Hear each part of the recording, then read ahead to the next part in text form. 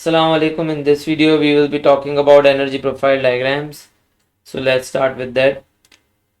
देखो energy profile diagram basically एक graph है जो आपको ये शो कर रहा है, ये एक रिप्रेजेंटेशन है ग्राफिकल फॉर्म में कि जैसे केमिकल रिएक्शन प्रोसीड हो रहा है तो ऑफ कोर्स उसकी एनर्जी में कुछ चेंजेस आ रहे हैं। तो as the reaction is proceeding, तो जैसे जैसे उस रिएक्शन के दौरान चेंज इन हीट एनर्जी हो रहा है उसको हम ग्राफिकल फॉर्म में जब रिप्रेजेंट करते हैं तो that's energy profile diagram. So it shows the change in heat energy with time during a chemical reaction. सबसे पहले एनर्जी प्रोफाइल डायग्राम जो हम डिस्कस करेंगे that will be of exothermic reaction, और इसके लिए मैं यहाँ पे आपको पहले energy profile diagram step by step बना के बताऊंगा, ठीक है। क्योंकि जो ऊपर डायग्राम बनी हुई अगर उसी में से आपको डायरेक्ट बताने की करूँगा तो आपको ऐसा कुछ समझ नहीं आएगा, इसलिए एनर्जी प्रोफाइल डायग्राम मैं आपको एक्सोथर्मिक रिएक्शन का बना के बताऊंगा इंशाल्लाह इस वीडियो में। और वंस आपको वो समझ आ गया तो फिर आपको एंडोथर्मिक रिएक्शन का एनर्जी प्रोफाइल डायग्राम समझने की कोई मुश्किल नहीं होगी। तो देखो एनर्जी प्रोफाइल डायग्राम जो है ना ये वन ऑफ दोज टॉपिक्स है इस मतलब इस चैप्टर में से it's one of those topics जो पेपर में बहुत कॉमनली टेस्ट किया जाता है कि पेपर में आपको जगह जगह पास पेपर में आप देखोगे कि आपको क्वेश्चन मिला होगा कि भाई एनर्जी प्रोफाइल डायग्राम बनानी है। अब ये क्वेश्चन नॉर्मली या तो 3 मार्क का आता है या तो 4 मार्क का आता है। अगर 4 मार्क का आएगा तो क्या क्या चीज़ें पूछेगा और 3 मार्क का आएगा तो क्या क्या चीज़ें पूछी जाएंगी वो दोनों मैं आपको बताऊंगा अभी। और हम इसको 4 मार्क के पॉइंट ऑफ व्यू से ही लेके चलेंगे कि भाई अगर 4 मार्क का अगर लेट से सवाल आ गया तो उसमें क्या क्या उसमें बना के हमें दिखाना होता है। तो भाई क्योंकि ये ग्राफ है तो इसके अंदर definitely there is y axis and there is x axis. तो देखो एग्जामिनर आपकी जिंदगी में इतना ही आसान करेगा कि वो आपको वाई एक्सिस और एक्स एक्सिस बना के दे देगा खुद ही। अब सपोज कि अगर ये सवाल 4 मार्क का आपको मिलता है तो सबसे पहला मार्क होगा एक्सिस को लेबल करने का। वो बोलेगा भाई लेबल दी एक्सिस। और इसके जो सवाल आते हैं ना पेपर में वो कंपेरेटिवली आसान इसलिए होते हैं क्योंकि इसमें ये खुद आपको बता देता है कि आपको अपने डायग्राम में क्या क्या शो करना है।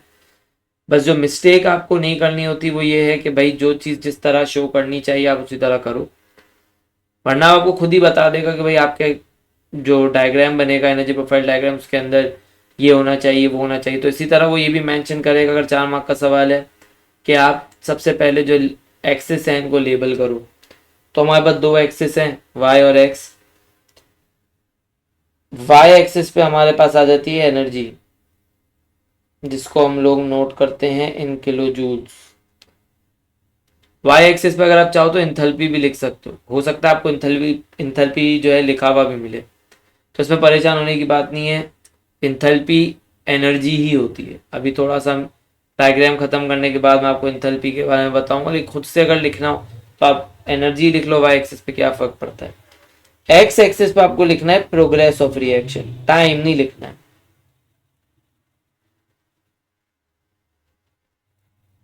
आपको लिखना है प्रोग्रेस ऑफ रिएक्शन। इसकी वजह ये है कि मैंने जो है ना लास्ट वीडियो के अंदर एक बात आपको ये बताई है कि आप कोई भी पार्टिकल की एक पर्टिकुलर टाइम पे रिएक्टर का पार्टिकल हो प्रोडक्ट का एक पर्टिकुलर टाइम पे जो है ना आप उसकी एनर्जी नहीं फाइंड आउट कर सकते कि भाई इस पर्टिकुलर मोमेंट पे पार्टिकल की एनर्जी कितनी है।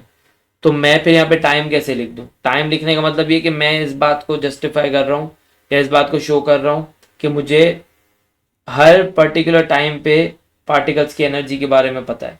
तो ऐसा तो हमें पता ही नहीं है, इसलिए जो है ना इसमें हम लोग लिखते हैं प्रोग्रेस ऑफ रिएक्शन। तो ये जो आपने 2 एक्सेस लेबल कर दिए आपको इसका 1 मार्क मिलेगा, ठीक है। फिर दूसरा मार्क किस चीज़ का होगा? एग्जामिनर बोलेगा कि आप जो है वो शो करो, आप जो है ना रिएक्टेंट्स और प्रोडक्ट्स ये शो करो अपने ग्राफ में। अब ये जो डायग्राम है ना ये एक्सोथर्मिक रिएक्शन की है। अब एक्सोथर्मिक रिएक्शन के बारे में एक सिंपल सी चीज़ ध्यान में ये रखनी है कि देखो जो एक्सोथर्मिक रिएक्शन होता है ना उसमें रिएक्टेंट्स हीट एनर्जी लूज कर रहे प्रोडक्ट्स बनाने के चक्कर में, यानी कि प्रोडक्ट बनाने के चक्कर में हीट एनर्जी सिस्टम में से जा चुकी है। तो अब सिस्टम में प्रोडक्ट्स बचे, तो जब सिस्टम में एनर्जी नहीं बची लेकिन प्रोडक्ट्स तो हैं तो प्रोडक्ट्स में अब उतनी एनर्जी नहीं होगी जितनी रिएक्टेंट्स में थी, क्योंकि प्रोडक्ट्स बनाने के चक्कर में रिएक्टेंट्स ने हीट एनर्जी लूज कर दी है, मतलब सिस्टम में से हीट एनर्जी जा चुकी है। तो सिस्टम में से अगर हीट एनर्जी जा चुकी है तो मतलब अब प्रोडक्ट्स के पास उतनी एनर्जी नहीं है जितनी रिएक्टेंट्स के पास थी। तो रिएक्टेंट्स ने जो है ना प्रोडक्ट बनाने के चक्कर में बेचारे वो थक गए हैं, उन्होंने हीट एनर्जी लूज कर दी है। तो अब जो प्रोडक्ट बन रहा है ना वो थका हुआ है, उसमें अब इतनी एनर्जी नहीं है।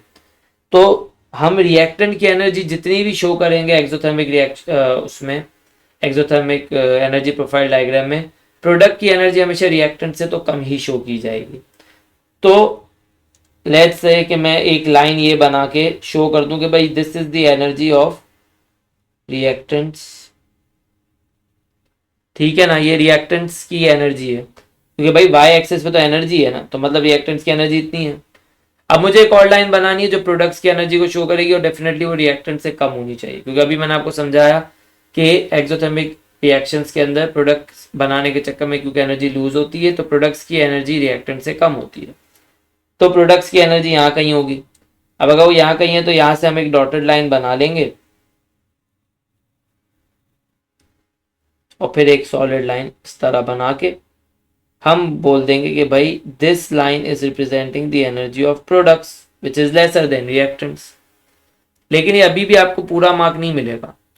आपने रिएक्टेंट्स और प्रोडक्ट्स तो शो कर दिए कहाँ हैं, आपने अभी इनको अटैच नहीं करा है, मतलब आपका जो एक्चुअल ग्राफ का शेप है, जो शक्ल है, वो आपने नहीं बनाई है। तो रिएक्टेंट्स प्रोडक्ट शो करने के साथ साथ जो ग्राफ की एक्चुअल शक्ल है, जब तक आप वो नहीं बनाओगे ना आपको, और वो भी सही से नहीं बनाओगे, तो आपको ये जो सेकंड वाला मार्क है वो नहीं मिलेगा। इसका जो शेप होता है ना, ये एक डोम टाइप शेप होता है, यानी कि कुछ ऐसा होता है।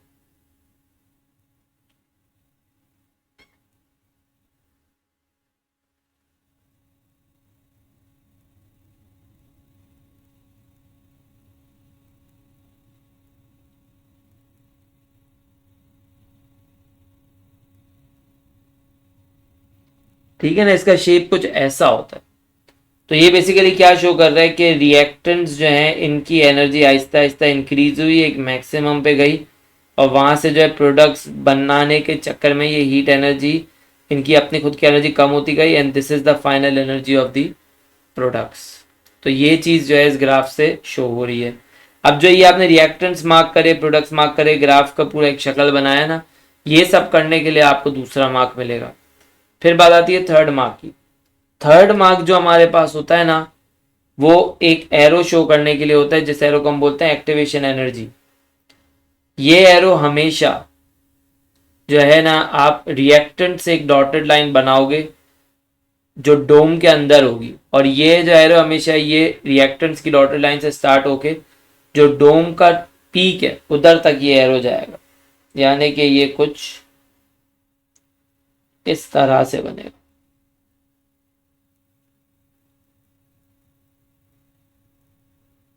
ये जो एरो है ना, this is the arrow of activation energy, E A. Activation energy होती क्या है? It is the minimum amount of energy required by reactant particles to form products. यानी कि जो कम से कम एनर्जी चाहिए ना रिएक्टेंट पार्टिकल्स को प्रोडक्ट्स बनाने के लिए, दैट्स योर एक्टिवेशन एनर्जी। यानी कि अगर एक केमिकल रिएक्शन है, उसकी एक्टिवेशन एनर्जी है 1000 किलो जूल्स, और रिएक्टेंट्स के जो पार्टिकल है उन्होंने 999 किलो जूल्स तक की एनर्जी गेन कर ली है, अभी भी लेकिन प्रोडक्ट्स बनना स्टार्ट नहीं होंगे, क्योंकि जो minimum amount of energy required है वो 1000 की है।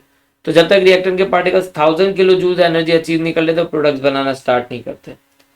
तो ये बेसिकली शो कर रहा है कि यहां से लेके यहां तक ये जो भी नंबर्स में वैल्यू होगी वाई एक्सिस पे, this is the amount of activation energy जो रिएक्टेंट के पार्टिकल्स को चाहिए in order to form products. इसके लिए आपको मिलेगा तीसरा मार्क। और जो चौथा मार्क आपको मिलेगा ना, it will be to show the arrow of enthalpy change. अब ये इंथैल्पी चेंज क्या है, इंथैल्पी क्या है, इंथैल्पी चेंज क्या है, और इसको हम शो कैसे करते हैं। तो भाई देखो, हमारे पास एक चीज होती है इंथैल्पी, जिसको हम डिनोट करते हैं विद लेटर एच। एच का मतलब होता है इंथैल्पी। इंथैल्पी होती क्या है? It is the heat energy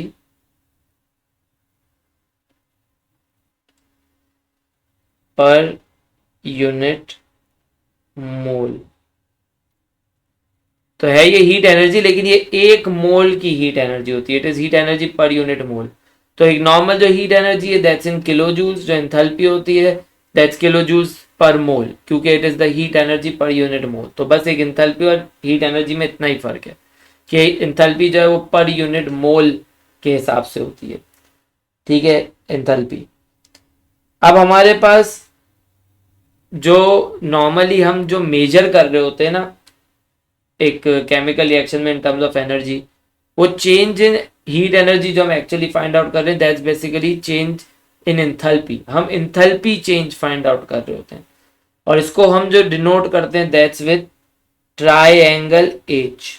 ये जो ट्राइएंगल है ना इसको हम बोलते हैं डेल्टा, और डेल्टा का मतलब होता है चेंज। तो ट्राइएंगल और एच यानी कि दिस इज डेल्टा एच, और डेल्टा एच का मतलब ही हो गया चेंज इन एंथैल्पी, क्योंकि ट्रायंगल का मतलब चेंज है, एच का मतलब एंथैल्पी है, तो change in enthalpy is delta H. तो डेल्टा एच का जो एरो होता है ना ये हमेशा रिएक्टेंट्स की लाइन से स्टार्ट होता है और प्रोडक्ट की लाइन पे खत्म होता है, और वो भी वर्टिकली। ये एरोस कभी भी डायगोनल में या टेढ़े मेढ़े नहीं जा रहे होते, वर्टिकली जाते हैं, रिएक्टेंट से स्टार्ट होते हैं, प्रोडक्ट पे खत्म होते हैं, प्रोडक्ट की लाइन पे। तो ये एरो बनेगा यूं, this is the arrow of enthalpy change delta H. तो ये एंथैल्पी चेंज शो करने के लिए आपको मिलेगा चौथा मार्क। अब क्योंकि ये रिएक्शन एक्सोथर्मिक है, तो अगर मैं इसके एंथैल्पी चेंज के बारे में एक बात करूं, एंथैल्पी चेंज जो होता है ना that's basically final energy minus initial energy. Final energy हमेशा प्रोडक्ट्स की होती है, इनिशियल एनर्जी हमेशा रिएक्टेंट्स की होती है, ठीक है ना। तो प्रोडक्ट की एनर्जी माइनस रिएक्टेंट की एनर्जी। अब एक्सोथर्मिक रिएक्शन के अंदर जो प्रोडक्ट्स की एनर्जी है वो हमेशा कम है, ठीक है, यानी कि इट्स अ स्मॉल वैल्यू, और रिएक्टेंट की एनर्जी बड़ी है, इट्स अ लार्ज वैल्यू। तो आप जब भी एक स्मॉल वैल्यू में से लार्ज वैल्यू को माइनस करोगे the sign you will always get with the number is a negative sign. तो इसका मतलब ये है कि एक एक्सोथर्मिक रिएक्शन का जो डेल्टा एच होता है ना वो हमेशा नेगेटिव होता है। तो this is what's an energy profile diagram is. इस तरह ये एनर्जी प्रोफाइल डायग्राम बनता है, स्टेप बाय स्टेप मैंने आपको बता दिया। जो सारी चीजें मैंने आपको बताई इसमें बस एक एडिशनल चीज ये है कि देखो एनर्जी प्रोफाइल डायग्राम्स के अंदर जो ये एरोस के डायरेक्शन होते हैं और जो ये एरोस की लेंथ होती है, इन दोनों से हमें एक चीज पता चलती है। अगर एरो अपवर्ड है ना, जैसे कि ये एक्टिवेशन एनर्जी का एरो, अपवर्ड एरो का मतलब ये होता है कि ये एनर्जी पॉजिटिव है, मतलब ये कभी भी नेगेटिव नहीं होगी, ये पॉजिटिव एनर्जी है। तो जो एनर्जी आपके पास ये एक्टिवेशन एनर्जी है इसका एरो हमेशा अपवर्ड बनता है, एक्टिवेशन एनर्जी हमेशा पॉजिटिव एनर्जी होती है, कभी भी नेगेटिव नहीं हो सकती। और यहाँ पे जो डाउनवर्ड एरो बना हुआ है एंथैल्पी चेंज का हमने कैलकुलेट, मतलब हमने इसके पीछे जस्टिफिकेशन भी की कि भाई एक्सोथर्मिक रिएक्शन का जो एंथैल्पी चेंज होता है वो नेगेटिव होता है, जो उसका चेंज इन एनर्जी है या चेंज इन एंथैल्पी है उसकी साइन हमेशा नेगेटिव आएगी। और ये हम देख भी सकते हैं कि जो एरो है वो डाउनवर्ड बन रहा है, तो डाउनवर्ड एरो का मतलब ही ये होता है कि ये एनर्जी नेगेटिव में होगी। तो डेल्टा एच आपका नेगेटिव है, और ये डाउनवर्ड एरो भी हमें इधर यही बात शो कर रहा है कि yes the enthalpy change is in negative. और साथ में जो ये एरोस की लेंथ होती है ना ये हमें बताती है कितनी ज्यादा एनर्जी या कितनी कम एनर्जी चाहिए। एरो की लेंथ जितनी लंबी होगी वो उतनी ही ज्यादा एनर्जी की रिक्वायरमेंट या उतनी ही ज्यादा एनर्जी की इन्वॉल्वमेंट को शो करेगी। यानी कि अगर एक्टिवेशन एनर्जी का एरो अगर इतना बड़ा होता कंपेयर टू दिस वन, तो मतलब कि ये एक ऐसा रिएक्शन होता है जिसको ज्यादा एक्टिवेशन एनर्जी चाहिए होती, तो न्यूमेरिकली वो एक बिगर वैल्यू को शो करता है अगर एरो लंबा है तो जो बातें मैंने आपको बताई आप देख सकते हो एनर्जी प्रोफाइल डायग्राम यहाँ पे बना हुआ है, वही चीज है जो मैंने नीचे आपको बना के दिखाई। Activation energy, it is the minimum amount of energy required by the particles of reactants to convert into products. Enthalpy is the heat energy per mole, its unit is kilojoules per mole. Enthalpy is denoted by the letter H. Delta H means change in enthalpy. Delta H is always negative for an exothermic reaction. The downward arrow shows that the energy involved is in negative. तो ये सारी बातें मैंने आपको समझा दी, यहाँ लिखी हुई भी हैं। अब अगर आपको एक दफ़ा एक्सोथर्मिक रिएक्शन का एनर्जी प्रोफाइल डायग्राम समझ आ गया है तो एंडोथर्मिक रिएक्शन का एनर्जी प्रोफाइल डायग्राम समझना क्या ही मुश्किल है। सब वही बात हो रही है, वाई एक्सिस पे आपके पास energy in kilo joules, X axis पे प्रोग्रेस ऑफ रिएक्शन। अब बस फर्क ये है कि देखो एक एंडोथर्मिक रिएक्शन में रिएक्टेंट्स जब एनर्जी गेन करते हैं ना तो प्रोडक्ट बनता है, यानी कि सराउंडिंग से एनर्जी सिस्टम में आ जाती है और सिस्टम की एनर्जी ज़्यादा होती है और प्रोडक्ट्स जो बनेंगे वो भी ज़ाहिर सिस्टम का ही पार्ट होंगे। तो एंडोथर्मिक रिएक्शन में रिएक्टेंट की एनर्जी कम होती है और प्रोडक्ट्स की एनर्जी ज़्यादा होती है, क्योंकि प्रोडक्ट्स बनाने के चक्कर में रिएक्टेंट्स ने एनर्जी गेन की है, तो इस वजह से सिस्टम की ओवरऑल एनर्जी ज़्यादा है और जो सिस्टम के अंदर आपके पास प्रोडक्ट्स भी हैं तो ओवरऑल प्रोडक्ट्स की एनर्जी भी रिएक्टेंट से ज़्यादा होती है। तो बस इसके अंदर हम जब रिएक्टेंट्स की एनर्जी शो करेंगे तो it will be on the lower side, और जब हम प्रोडक्ट्स की एनर्जी शो करेंगे it will be on the upper side. फिर आपके पास वही डोम टाइप शेप बनेगा, रिएक्टेंट से स्टार्ट होगा, पीक तक जाएगा, फिर प्रोडक्ट्स पे जाएगा। इसमें भी आप दो एरोज शो करोगे, एक्टिवेशन एनर्जी का एरो जो हमेशा रिएक्टेंट की डॉटेड लाइन से पीक तक जाता है, तो ये रिएक्टेंट की डॉटेड लाइन पीक तक जा रहा है। आप देख सकते हो कि इसका एरो कितना लंबा है, तो मैंने अभी एक बात बताई थी कि एरो जितना लंबा होगा वो ये शो करेगा कि उसकी एक्टिवेशन एनर्जी उतनी ज़्यादा है। तो यहाँ पे हम देख सकते हैं कि एक एंडोथर्मिक रिएक्शन की एक्टिवेशन एनर्जी बहुत ज़्यादा होती है, यानी कि जो मिनिमम अमाउंट ऑफ एनर्जी चाहिए रिएक्टेंट के particles to form products in an endothermic reaction वो कहीं ज़्यादा है कंपेयर टू एक्सोथर्मिक रिएक्शन। इसीलिए हमारे आसपास हमारे एटमॉस्फेयर में, अपर एटमॉस्फेयर में बहुत सारे रिएक्शंस जो एवरीडे लाइफ में चलते फिरते हो रहे होते हैं वो एक्सोथर्मिक रिएक्शंस होते हैं, क्योंकि एक्सोथर्मिक रिएक्शंस को कंडक्ट होने के लिए बहुत ज़्यादा एक्टिवेशन एनर्जी नहीं चाहिए होती।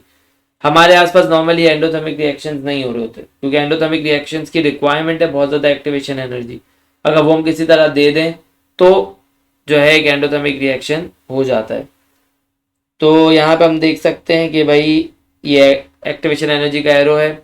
फिर हमारे पास चौथा एरो होता है वो आपको पता है डेल्टा एच का है, चेंज इन एंथैल्पी का, which always starts from reactants and ended products. क्योंकि यहाँ पे रिएक्टेंट की लाइन नीचे है और प्रोडक्ट की लाइन ऊपर है तो ये एरो इसके केस में अपवर्ड जा रहा है।